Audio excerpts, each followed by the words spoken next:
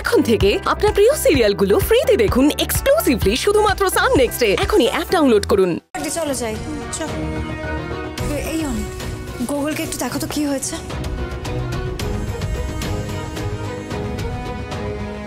দূর কি যে হলো না, পুরো আনন্দটাই মাটি করে দিল।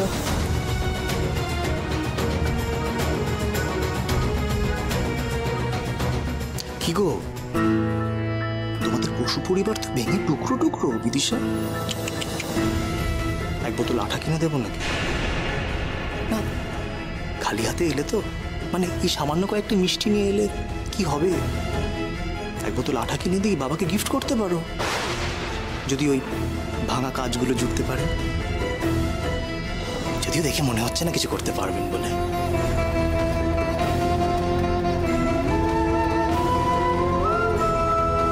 বৌদিরাও এত নোংরা নোংরা কথা বলল।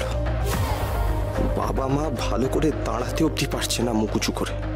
ইস, কি করলাম আমি সারা জীবনে। যদি আমার কাছে টাকা থাকতো, ক্ষমতা থাকতো, এক্ষুনি দুজনের হাত ধরে বাড়ি থেকে বের করে নিয়ে চলে যেতাম, এক্ষুনি।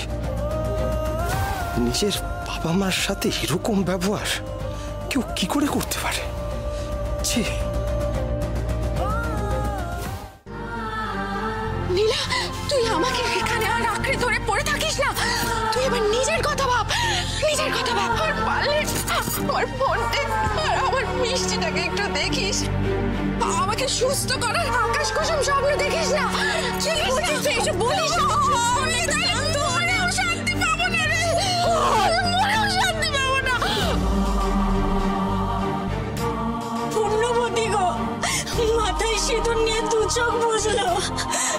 স্বামী বেঁচে থাকাকালীন মৃত্যু হওয়া সত্যিই ভাগ্যের। বিধবা হওয়ার জ্বালা আর সহ্য করতে হলো না।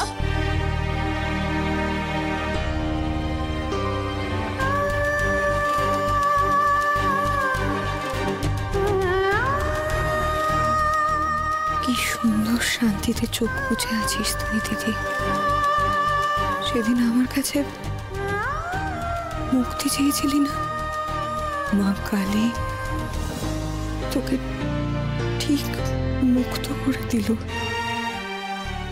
অবশেষে তুই মুক্ত।